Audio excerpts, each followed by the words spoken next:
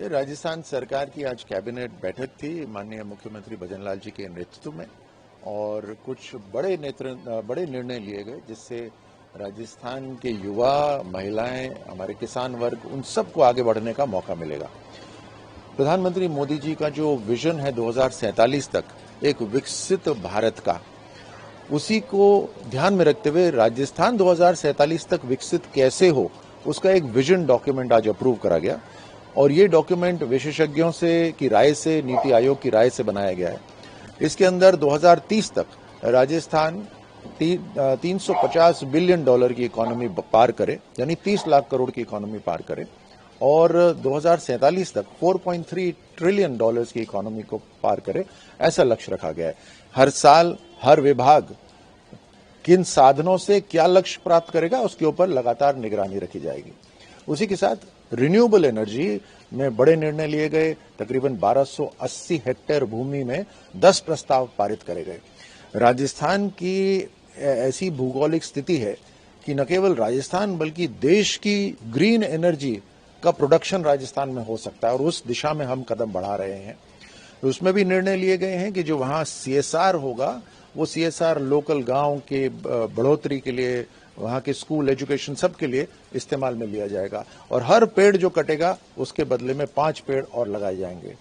मैं आपको ये ध्यान में लाना चाहता हूं आपके कि राजस्थान सरकार का भजनलाल जी के नेतृत्व में ये निर्णय है कि 5 साल में हम 50 करोड़ पेड़ लगाएंगे। पिछले साल हमने 7 करोड़ पेड़ लगाए, इस साल बारिश के मौसम में हमने 10 करोड़ पेड़ लगाए और इस तरह से हम एक ग्रीन एनवायरनमेंट को भी बढ़ावा देंगे।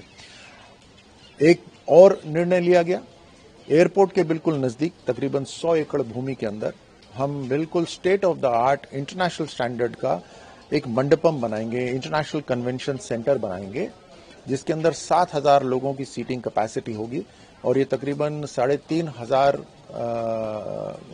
करोड़ की लागत से 3,500 करोड़ की लागत से इसको बनाया जाएगा।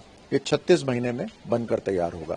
उसी के साथ राजस्थान सरकार जो एक्सप्रेसवेज बना रही है उसके ऊपर टोल के अंदर कमी करी गई है ताकि हमारे जो राजस्थान के व्यवसायी हैं, जो टूरिस्ट हैं, वो कम दरों पे तेज रफ्तार से सुरक्षित अपने स्थान पर पहुंचे।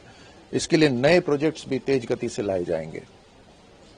सर, टोल कम हो इसको लेकर आप कर रहे हैं अभी हुआ है। मैंने जैसे कहा कि इसके ऊपर जो 2015 का जो कानून है उसमें संशोधन करा गया है, टोल की मात्रा कम करी गई है और प्रोजेक्ट्स तेज गति से लगे उसके ऊपर निर्णय लिए गए हैं। देखिए, आप, मैं और आपके सभी दर्शक घर में एक एक अप्लायंस जो चलता है, हर गैजेट जो चलता है वो बिजली से चलता है। आपकी इंडस्ट्रीज बिजली से चलती हैं, हर तरह के लिए बिजली की जरूरत होती है, ऊर्जा की जरूरत होती है और आजकल ग्रीन ऊर्जा का इस्तेमाल ज्यादा जरूरी है।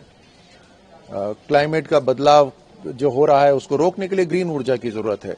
राजस्थान एक ऐसा प्रदेश है जो ग्रीन एनर्जी के ऊपर, ग्रीन ऊर्जा के ऊपर बहुत बड़ा कदम उठा सकता है। यही वो स्थान है जहां से एनर्जी प्रोडक्शन न केवल राजस्थान के लिए बल्कि पूरे देश के लिए हो सकती है।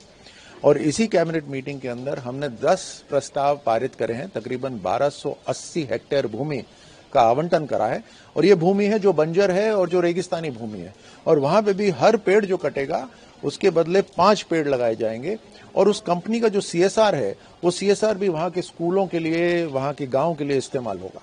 देश दुनिया की ताजा खबरें और वीडियोस के लिए अभी डाउनलोड करें पत्रिका ऐप।